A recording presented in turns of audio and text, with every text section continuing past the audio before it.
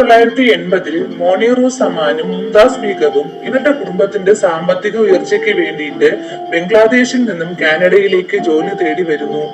മോണിറൂസ് taxi ഡ്രൈവറായിട്ടാണ് കാനഡയിൽ ജോലി ചെയ്തത്. കാനഡയിലെത്തി കുറച്ചു മാസങ്ങൾ കഴിയുമ്പോൾ ഇവർ രണ്ടുപേരും വിവാഹവും കഴിക്കുന്നു. കുറച്ച് വർഷങ്ങൾക്ക് ശേഷം മുംതാസിന്റെ അമ്മ ഫിറോസ ബേഗം ഇവരുടെ കൂടെ താമസിക്കാൻ വരുന്നു. സമാൻ കുടുംബത്തിൽ 2 കുട്ടികൾ ഉണ്ടാവുകയാണ്, മൻഹാസും മലേസയും. ഇവരുടെ കുടുംബത്തിന് കാനഡയിലെ മിക്ക ആൾക്കാർക്കും ഇഷ്ടമായിരുന്നു. കാരണം മോണിറൂസിന്റെ സ്വഭാവം അത്ര നല്ലതായിരുന്നു. ഇയാൾക്കും ഭാര്യ മുംതാസിനും ഒരേ ഒരു ആഗ്രഹമേ ഉണ്ടായിരുന്നുള്ളൂ. എന്തെന്നാൽ തങ്ങൾ കഷ്ടപ്പാട് അറിഞ്ഞു വളർന്ന പോലെ തങ്ങളുടെ മക്കൾ ഒരിക്കലും വളരരുത്. അതുകൊണ്ട് തന്നെ മോണിറൂസ് രാപ്പകലില്ലാതെ അധ്വാനിച്ചുകൊണ്ടിരുന്നു. അച്ചടക്കത്തോടെയാണ് ഇവര് മക്കളെ വളർത്തിയിരുന്നത്. കുട്ടികളാണെങ്കിൽ പഠനത്തിൽ വളരെ മിടുക്കരുമായിരുന്നു. വർഷങ്ങൾ കടന്നുപോയി. മലേസ MBBSന് തയ്യാറെടുക്കുകയാണ്. അവൾ തന്റെ അച്ഛന്റെ കഷ്ടപ്പാട് കൊണ്ട് വളർന്നത് കൊണ്ട് തന്നെ തൊട്ടടുത്തുള്ള ഒരു ഗ്രോസറി ഷോപ്പില് കാഷ്യറായിട്ട് പാർട്ട് ടൈം ജോലിക്ക് പോയി.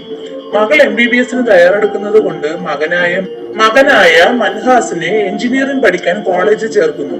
മൻഹാസ് നന്നായിട്ട് പഠിക്കുമായിരുന്നു. എക്സ്ട്രാ ക്ലാസ് ഒക്കെ അറ്റൻഡ് ചെയ്ത് അവൻ പഠിച്ചു. എന്നാൽ സത്യാവസ്ഥ ഇതൊന്നും അല്ലായിരുന്നു. മൻഹാസ് ന്യൂയോർക്ക് യൂണിവേഴ്സിറ്റിയിലെ എഞ്ചിനീയറിംഗ് എൻട്രൻസ് തോറ്റുപോയിരുന്നു. പകരം അടുത്തുള്ള ലോക്കൽ കോളേജിലാണ് അവൻ ജോയിൻ ചെയ്തത്. ഇത് വീട്ടുകാർക്ക് അറിയില്ലായിരുന്നു. രാവിലെ മുതൽ ഉച്ച വരെ ഇവൻ അടുത്തുള്ള പാർക്കിലൊക്കെ കറങ്ങി നടക്കും. അടുത്ത വർഷം യോർക്ക് യൂണിവേഴ്സിറ്റിയിലെ എൻട്രൻസ് ജയിച്ച് അവിടെ തന്നെ ജോയിൻ ചെയ്യാം എന്നൊക്കെയാണ് ഇവൻ വിചാരിച്ചത്. 2ാം വർഷം പകുതിയായപ്പോൾ മൻഹാസിന് പഴയതുപോലെ പഠിക്കാനുള്ള ഒരു കഴിവില്ലെന്ന് അവന് തന്നെ മനസ്സിലായി. അതോടെ അവൻ പഠനം നിർത്തുന്നു.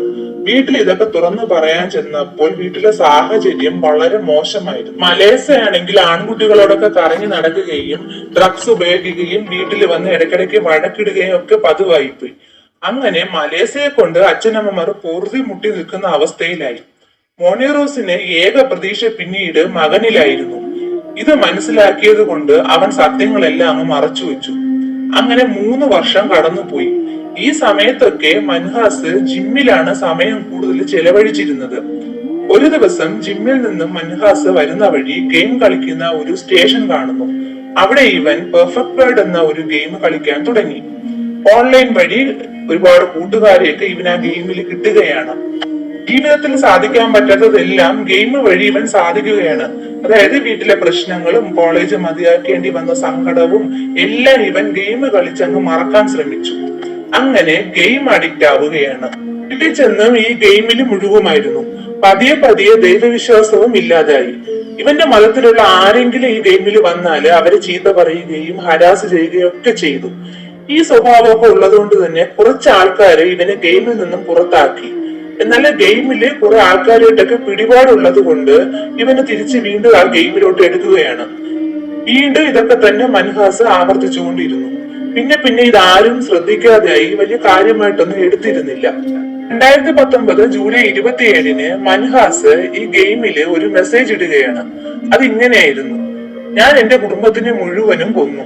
കുറച്ചു കഴിഞ്ഞ് ഇവൻ വീണ്ടും ഒരു മെസ്സേജ് ഇടുകയാണ്: ഞാൻ ഇപ്പോ എന്റെ അമ്മയെയും മുത്തശ്ശിയെയും കൊന്നു. ചേച്ചിക്ക് വേണ്ടി ഞാൻ വെയിറ്റ് ചെയ്യുകയാണ്. 5 മിനിറ്റിനുള്ളിൽ ചേച്ചിയെയും 1 മണിക്കൂറിനകം അച്ഛനെയും കൊല്ലും. ഇത് ആരും വിശ്വസിക്കുന്നില്ല. ഇവൻ ഇടയ്ക്കൊക്കെ ഇങ്ങനെയൊക്കെ കൊല്ലുമെന്നും ഒക്കെ പറയാറുള്ളത് കൊണ്ട് തന്നെ ആരും ഇതത്ര മൈൻഡ് ചെയ്തില്ല. അങ്ങനെ തന്നെ ഇത് എന്റെ അമ്മയുടെ ബോഡിയാണെന്നും പറഞ്ഞിട്ട് അമ്മയുടെ മൃതദേഹത്തിന്റെ ബോഡി ആ ഫോട്ടോ എടുത്ത് ഇവൻ ഈ ഗെയിമിൽ പോസ്റ്റ് ചെയ്യുകയാണ്. കുറച്ചു പേർക്ക് ഇത് സംശയം ഉണ്ടാക്കുന്നു. ഇവൻ ഇത് എവിടെ നിന്നെങ്കിലും എടുത്ത ഫോട്ടോ ആണോ എന്നറിയാൻ അവര് സെർച്ച് ചെയ്ത് നോക്കുകയാണ്. അപ്പോഴെല്ലാവർക്കും മനസ്സിലായി ഇത് ഒറിജിനൽ ഫോട്ടോയാണെന്ന്. അപ്പോൾ അവർ മൻഹാസിനോട് ചോദിക്കുകയാണ്: ഇപ്പോൾ നീ എവിടെയാണ്? മൻഹാസ് പറയുന്നത്: ഞാൻ വീട്ടിലാണ്. എന്താണ് അവിടെ സംഭവിച്ചതെന്ന് ചോദിക്കുമ്പോൾ ഇവനൊന്നും മിണ്ടുന്നില്ല. കുറച്ചു കഴിഞ്ഞപ്പോ സഹോദരിയുടെ ഡെഡ് ബോഡിയുടെ ഫോട്ടോയും കൂടി ഇവൻ പോസ്റ്റ് ചെയ്യുന്നു.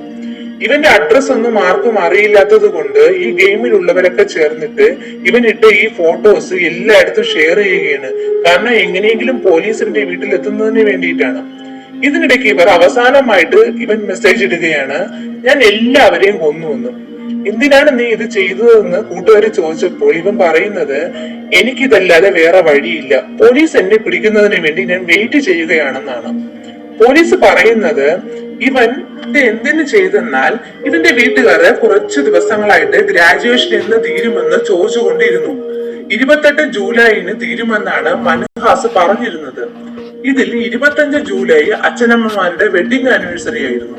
അത് നല്ല രീതിയിൽ ഇവർക്ക് ആഘോഷിച്ചു. 26-ാം തീയതി മൻഹാസിന്റെ ഗ്രാജുവേഷന് മുമ്പായിട്ടുള്ള പാർട്ടിയും വച്ചിരുന്നു. 100ഓളം ആളുകള് ഇതിൽ പങ്കെടുത്തിരുന്നു. ആ പാർട്ടിയിൽ വന്ന എല്ലാവരും മൻഹാസിനെ അഭിനന്ദിച്ചു. ഇവന് അതിലൊക്കെ കുറ്റബോധം തോന്നിയിരുന്നു. അങ്ങനെ ജൂലൈ 27-ന് അച്ഛനും സഹോദരിയും പുറത്തു പോയിരിക്കുകയായിരുന്നു. ആ സമയത്ത് അമ്മ സോഫയിൽ കിടന്ന് ഉറങ്ങുകയായിരുന്നു. സോഫയിൽ കിടന്ന് ഉറങ്ങിയ അമ്മയുടെ തലയില് അവിടെ കിടന്ന ഒരു കമ്പിപ്പാര കൊണ്ട് ഇവൻ അടിക്കുകയാണ്. ഈ ശബ്ദം കേട്ടിട്ട് അമ്മൂമ്മ വന്നു. അമ്മൂമ്മയും ഇതുപോലെ തന്നെ ഇവൻ തലക്കടിച്ചു കൊന്നു. എന്നിട്ട് ഇവൻ ഗെയിമിൽ അങ്ങ് മുഴുകുകയാണ്. കുറച്ചു സമയം കഴിഞ്ഞപ്പോ സഹോദരൻ സ്റ്റെപ്പ് കയറി വരുന്ന ശബ്ദം ഇവൻ കേട്ടു. മൻഹാസ് ചെന്ന് ആ കുട്ടിയെയും തലക്കടിച്ചു കൊന്നു. ആ ഫോട്ടോസ് ഒക്കെ എടുത്ത് പോസ്റ്റ് ചെയ്ത ശേഷം ഇവൻ വീണ്ടും ഗെയിം കളിച്ചുകൊണ്ടിരുന്നു. വൈകുന്നേരം വരെ അച്ഛന് വേണ്ടി ഇവൻ വെയിറ്റ് ചെയ്യുകയാണ്. ജനാല വഴി അച്ഛന്റെ ടാക്സി വരുന്ന സൗണ്ട് ഇവൻ കേട്ടു.